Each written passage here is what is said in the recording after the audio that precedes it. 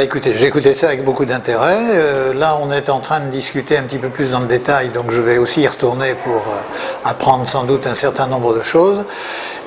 Sur le fond, je pense que le ministère des Finances nous a bien indiqué la notion de besoin en ce qui concerne les charges supplémentaires, certaines qui sont liées à des modifications de TVA, qui ont leur utilité, qui ont eu des explications assez claires, de ce côté-là pas de souci. En ce qui concerne la contribution, qui reste le grand débat, si vous voulez, sur le plan des entreprises et de la fiscalité, le prélèvement exceptionnel, qui pour certains s'appelle contribution exceptionnelle, et qui pour ceux qui payent se traduit par le mot simple impôt et paiement, hein, c'est évident. Donc là on est dans des discours qui sont un peu différents, sans revenir sur une logique administrative qui est assez raisonnable, mais l'entreprise travaille bien sûr avec une vision prévisionnelle, alors que là nous sommes confrontés à une dimension de taxation entre guillemets qui est a posteriori, puisque l'effet est rétroactif sur des choses que l'on n'a pas pu prévoir. Donc ça c'est un petit peu gênant. Et au niveau de l'argumentation, je pense que c'est un petit peu difficile de mélanger la notion de besoin, l'État a besoin de, c'est vrai, on en est conscient, mais je dirais la dimension du besoin au sens social par rapport à la nécessité sur le plan économique, ce sont deux discours, si possible, qu'il ne faut pas trop mélanger parce que les arguments ne tombent pas au même endroit.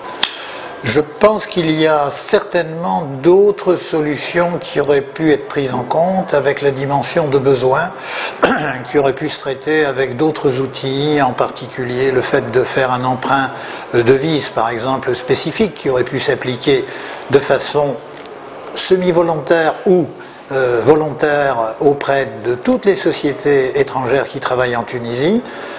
J'aurais volontiers cotisé, moi en tant que chef d'entreprise, j'aurais volontiers cotisé à une ligne que j'aurais retrouvée à la Bourse de Tunis avec comme objectif de financer une ligne de développement de la PME tunisienne.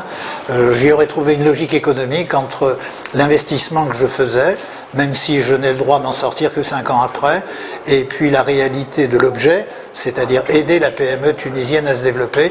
Là, on était dans un discours économique et je pense qu'il y avait une certaine logique, mais mélanger économique et social, c'est pas toujours très bon. Les arguments s'entrechoquent parfois.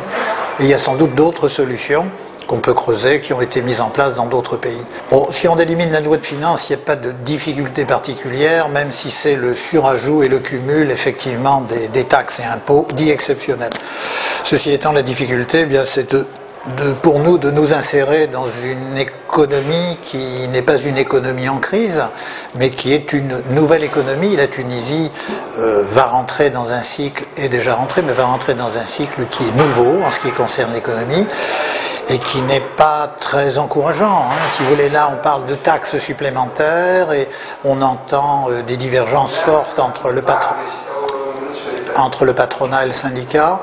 Donc si vous voulez, c'est assez difficile d'entendre d'un côté augmentation des charges d'une part, d'un autre côté augmentation salariale, avec dans le milieu, je dirais, un marché qui n'est pas expansif, qui serait plutôt en régression, avec des possibilités de développement qui sont quand même relativement limitées, que ce soit sur le marché local ou sur la notion, entre guillemets, de totalement exportatrice. Je pense qu'on est dans un contexte qui est assez difficile, où on risque d'avoir un effet de ciseau, et psychologiquement, on n'est pas dans un contexte d'encouragement. La question pour le gouvernement est de savoir si on peut faire venir de nouvelles entreprises, et le code sur les investissements se veut volontariste dans ce domaine. Il faut l'interpréter.